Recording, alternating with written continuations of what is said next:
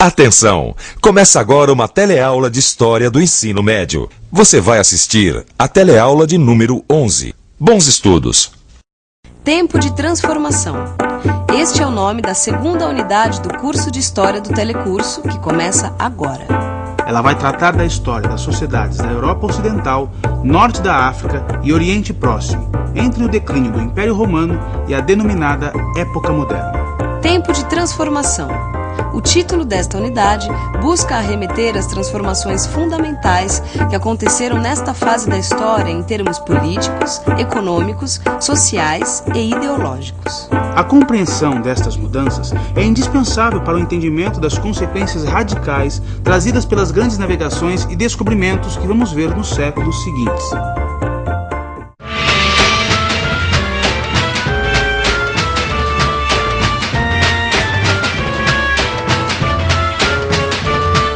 Na última teleaula, você viu que as invasões germânicas levaram o Império Romano do Ocidente a desintegrar-se.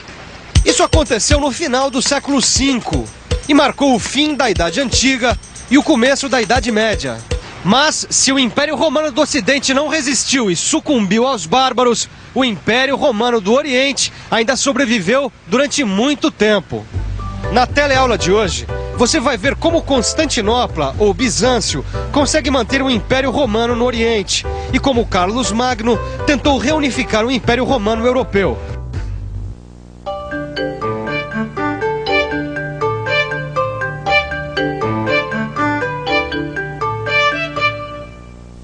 Como já foi dito anteriormente, na teleaula de hoje a gente vai ver como ficaram a Europa e o Império Romano do Oriente após a queda de Roma. Mas antes disso, vamos voltar um pouco no tempo. Vamos voltar para o século V da Era Cristã. 476, Roma. Após sofrer inúmeras invasões, Roma é finalmente tomada pelos invasores germânicos. Chega ao fim o Império Romano do Ocidente. Mas se Roma não resiste, o mesmo não acontece com Constantinopla. Capital do Império Romano do Oriente, Constantinopla, ou Bizâncio, assume a partir de então a liderança do mundo romano. Constantinopla mantém a organização administrativa, as leis e ainda preserva boa parte da cultura romana. Mas isso não bastava. Os bizantinos queriam mais. Não bastava apenas continuar vivendo como se vivia em Roma. Era preciso reconquistar os territórios do Ocidente e reconstruir o Império Romano. Uma missão que é levada a cabo em 527, quando Justiniano assume o trono do Império do Oriente. Justiniano recupera o norte da África, o sul da Península Ibérica e ainda reconquista a Itália. Apesar do sucesso de sua empreitada, Justiniano é obrigado a interromper seus planos. Problemas com os persas e com os povos asiáticos na Macedônia obrigam o imperador a deixar o Ocidente. Justiniano não consegue restaurar o Império Romano, mas entra para a história como o criador do Código Justiniano. Esse livro aqui é o Código Penal. Nele estão escritas boa parte das nossas leis. Ele diz o que nós podemos ou não podemos fazer, distingue o certo do errado. Agora, o que será que tudo isso tem a ver com o imperador Justiniano? Tem tudo a ver, porque quando Justiniano subiu ao trono, ele resolveu revisar as leis romanas para adequá-las à doutrina cristã, a religião oficial do Império. As novas leis ganharam o nome de Código Justiniano e acabaram se transformando na base jurídica do Império do Oriente e de todo o Ocidente. Mas não só daquela época, porque as leis que regem boa parte do planeta nasceram a partir do Código Justiniano. Justiniano governou por quase 40 anos e não conseguiu realizar o seu maior sonho, reconstruir o Império Romano do Ocidente. Na verdade, o que vai acontecer após a sua morte acaba tornando esse sonho ainda mais distante. Além de perder todas as conquistas de Justiniano, o Império Romano do Oriente também acaba provocando uma ruptura com o Ocidente. Constantinopla adota o seu antigo nome, Bizâncio. O grego substitui o latim e até a autoridade do Papa, a partir de 850, deixa de ser reconhecida. Apesar de ter experimentado 2 séculos de decadência e violência, o Império Bizantino se reergue novamente e, a partir do ano 1000, acaba influenciando boa parte da Europa Central, da região dos Balcãs e da Rússia. Quanta coisa bonita esses bizantinos fizeram, hein, Vicente? Olha lá, não é à toa que eles foram considerados a cultura mais brilhante da Idade Média, né? Bom, e além de tudo, eles ainda foram responsáveis pela conservação de boa parte das obras clássicas da cultura greco-romana. Ah, é por isso que a gente encontra nos mosaicos bizantinos elementos gregos, romanos e até orientais, não é isso? Istambul, Turquia. Queridos pais, por aqui parece que o tempo parou. A arquitetura, as ruas, as roupas, a arte, tudo nos leva a uma viagem pelo tempo em que essa cidade se chamava Constantinopla, ou Bizâncio. Hoje, olhando a agitação dos mercados, eu consigo entender por que é que essa cidade foi o centro do comércio mundial durante a Idade Média. E por que ela foi considerada um escudo da Europa. É que ela era tão poderosa, uma verdadeira potência militar, que conseguiu resistir durante séculos aos ataques dos orientais. E foi por causa dessa proteção que a Europa não foi invadida de vez durante a Idade Média.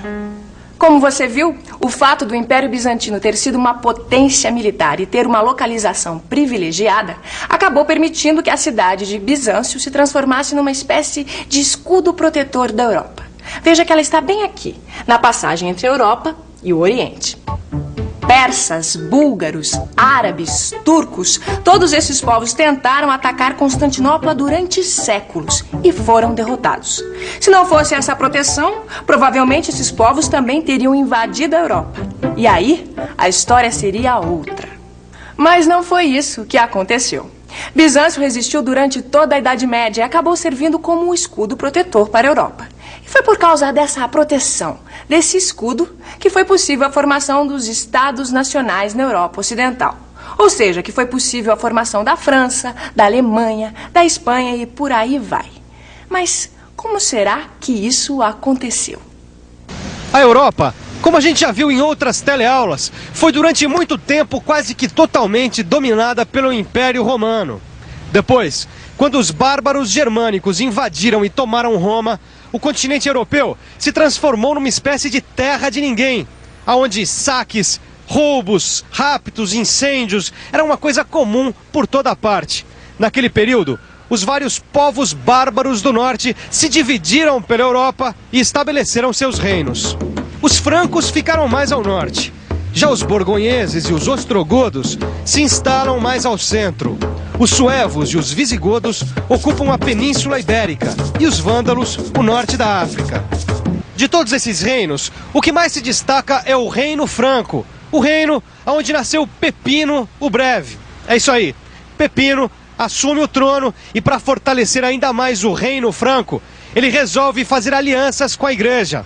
Essas alianças possibilitam o surgimento dos estados pontifícios, ou seja, os estados da Igreja. Vamos ver direito como foi essa história. 756. A situação não está nada fácil para o Papa, que se vê ameaçado pelos lombardos, povo do norte da Europa que desde a queda de Roma habitava a Península Itálica. O Papa pede ajuda aos cristãos e é atendido por Pepino o Breve. Pepino derrota os lombardos e ainda oferece para o Papa um território na província de Ravenna. E é dessa maneira que surgem os estados pontifícios, ou seja, os estados da Igreja.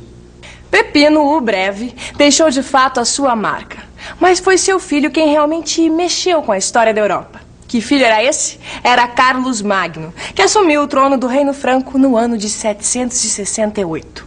Carlos Magno não perdeu tempo. E assim que assumiu o trono, já começou a realizar seu grande projeto, a unificação do Ocidente cristão. Para conseguir o seu objetivo, Carlos Magno lutou contra quase todos os seus vizinhos em mais de 50 campanhas militares. O esforço não foi em vão. Carlos Magno consegue êxito nas suas campanhas, anexando boa parte dos territórios europeus ao seu reino. O auge do poder vem no ano de 800, quando Carlos Magno é coroado imperador dos romanos pelo Papa Leão III.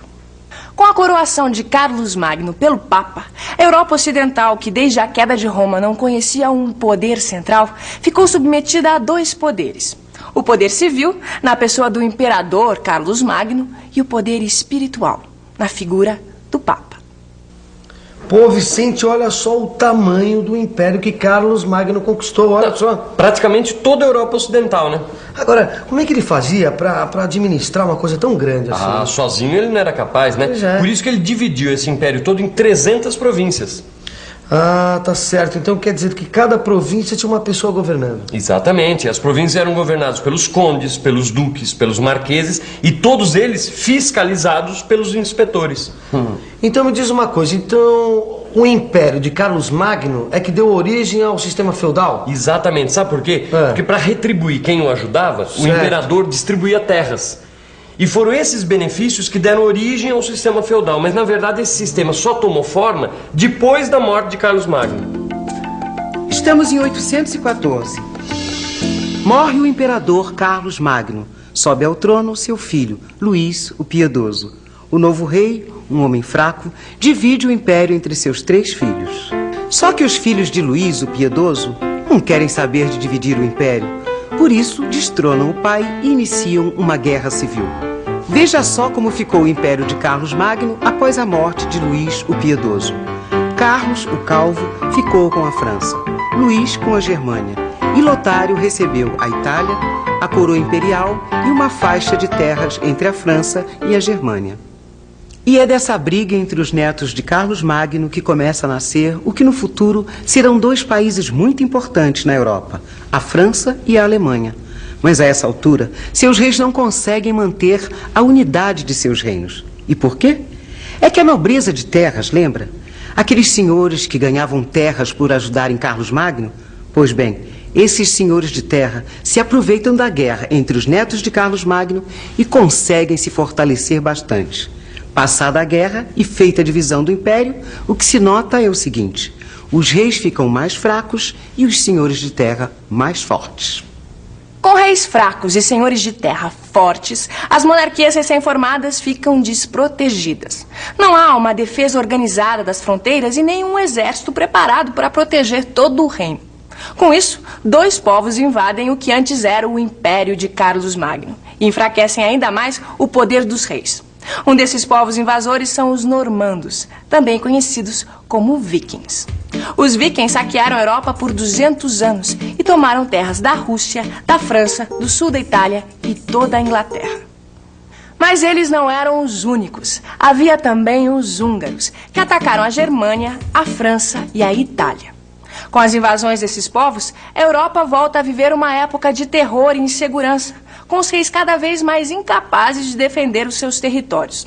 As pessoas, amedrontadas, começaram a buscar a proteção dos senhores de terra em seus castelos seguros. Em troca dessa proteção, juravam fidelidade aos senhores. Como você vê, as populações da Europa, amedrontadas com as invasões dos vikings e dos húngaros, se distanciavam cada vez mais dos reis e pediam cada vez mais ajuda para os senhores de terra. Essa situação era o que faltava para tirar de vez o pouco poder que os reis ainda tinham e tornar os senhores de terra ainda mais poderosos. E foi dessa situação que se originou o feudalismo, um sistema que regeu a vida social em quase toda a Europa por cerca de 5 séculos. Mas o feudalismo já é um assunto para a próxima teleaula. Por agora é hora de revisão.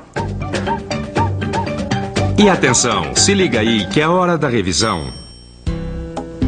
Na teleaula de hoje, você viu como Constantinopla, ou Bizâncio, conseguiu manter o Império Romano no Oriente e como Carlos Magno formou seu império na Europa. Nessa teleaula, você viu como ficou a Europa depois da queda do Império Romano do Ocidente. Na próxima, você vai ver o que acontece na Europa depois da morte de Carlos Magno, quando a vida social e econômica do continente passa a ser regida pelo feudalismo. Até a próxima!